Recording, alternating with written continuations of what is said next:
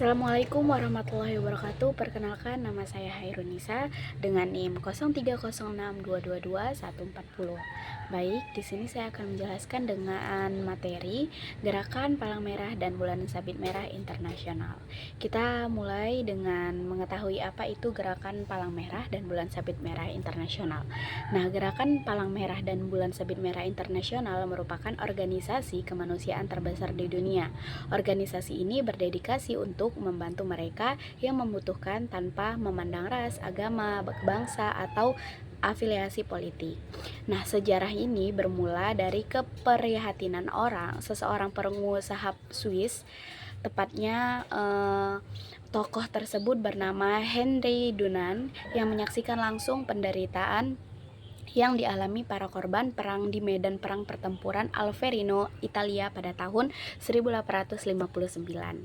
Nah, dari hal itu, itulah merupakan awal mula medan pertempuran Solferino. Nah, hal itu terjadi pada tanggal 24 Juni 1859.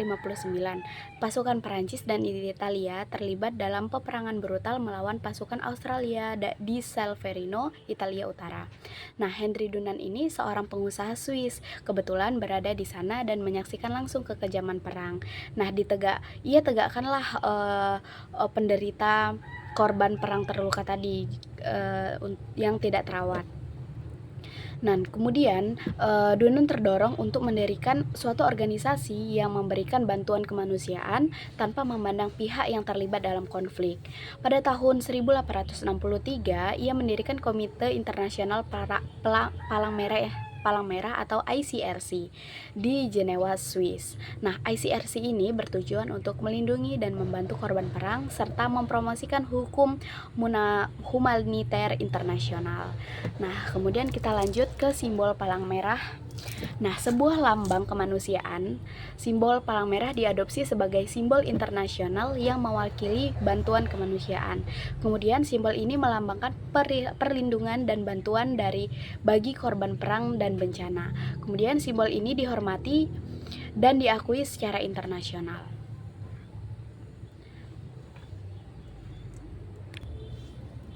Nah, perluasan gerakan Palang Merah menyebar ke seluruh dunia. Seiring berjalannya waktu, gerakan ini berkembang pesat dan menyebar di berbagai negara. Organisasi Palang Merah dibentuk di berbagai negara dengan tujuan yang sama, yaitu membantu mereka yang membutuhkan. Oke, kita masuk ke lahirnya bulan sabit merah dan simbol alternatif. Nah, pada tahun 1929, bulan sabit merah diadopsi sebagai simbol alternatif untuk negara-negara muslim yang merasa simbol palang merah tidak sesuai dengan kepercayaan mereka. Kemudian simbol ini pertama kali diadopsi oleh Kesultanan Ottoman pada tahun 1876. Kristal merah simbol ketiga. Nah, kristal merah adalah simbol ketiga yang diakui oleh Gerakan Palang Merah dan Bulan Sabit Merah Internasional. Simbol ini diadopsi pada tahun 2005 dan digunakan oleh beberapa organisasi nasional. Kristal merah dirancang untuk mewakili sifat universal dari gerakan ini dan tidak memiliki konotasi agama atau budaya tertentu.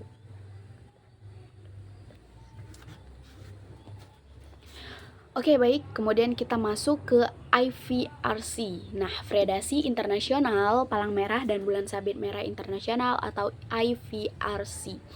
Nah, IVRC dibentuk pada tahun 1919 untuk mengkoordinasikan dan mendukung kegiatan kemanusiaan dan organisasi nasional Palang Merah dan Bulan Sabit Merah Internasional di seluruh dunia. Nah, IVRC ini berpusat di Jenewa, Swiss. IVRC bekerja sama dengan organisasi nasional untuk memberikan bantuan kemanusiaan dalam skala global. Oke, kita langsung masuk ke 7 prinsip dasar Gerakan Palang Merah dan Bulan Sabit Merah Internasional. Nah, yang pertama itu ada kemanusiaan. Nah, kemanusiaan ini bertujuan dengan gerakan ini didirikan berdasarkan keinginan untuk membantu semua yang membutuhkan tanpa memandang ras, agama, bangsa, dan juga afiliasi politik. Kemudian ketidakberpihakan. Nah, gerakan ini tidak memihak kepada siapapun dalam konflik dan bencana dan hanya fokus pada membantu manusia. Kemudian ada kenetralan. Gerakan ini tidak terlibat dari konflik politik atau militer dan hanya fokus pada membantu kemanusiaan. Ada kemerdekaan. Gerakan ini bebas dari pengaruh politik, ideologis, ekonomi, dan hanya bertanggung jawab kepada orang-orang yang mereka bantu. Kemudian ada kesukarelaan. Gerakan ini didasarkan pada kesukarelaan yang memberikan waktu dan tenaganya hanya untuk mereka untuk membantu orang lain. Kemudian ada kesatuan. Kesatuan ini adalah suatu kesatuan global yang bekerja sama untuk mencapai tujuan bersama. Kemudian ada universalitas. Gerakan ini berlaku untuk semua orang seluruh dunia dan tidak ada diskriminasi berdasarkan ras, agama, bangsa, dan juga afiliasi politik. Kemudian kita masuk ke kegiatan Palang Merah dan Bulan Sabit Merah. Nah, kegiatannya ini ada beberapa. Yang pertama ada bantuan bencana, seperti membantu bantuan korban bencana alam, banjir, gempa bumi, tsunami, dan lain-lain. Kemudian ada promosi kesehatan.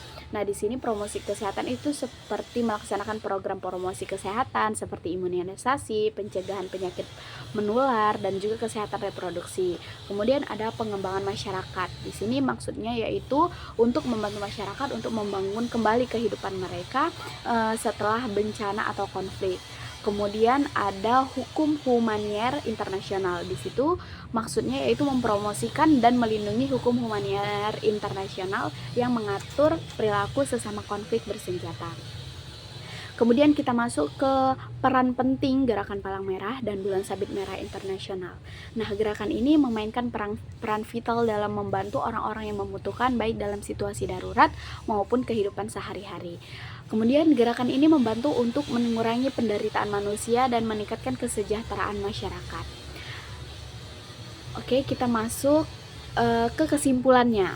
Nah, Gerakan Palang Merah dan Bulan Sabit Merah Internasional merupakan organisasi kemanusiaan yang sangat penting dan mendunia saat ini. Gerakan ini didasarkan pada prinsip kemanusiaan, tidak berpihakan, kenetralan, kemerdekaan, kesukarelaan, kesatuan, dan keuniversalitas. Dengan komitmennya yang kuat terhadap kemanusiaan, Gerakan Palang Merah dan Bulan Sabit Merah Internasional ini terus bekerja dan membuat dunia menjadi tempat yang lebih baik bagi semua orang. Oke, mungkin itu aja yang dapat saya sampaikan. Lebih dan kurangnya saya mohon maaf. Billahi taufiq wal hidayah. Assalamualaikum warahmatullahi wabarakatuh.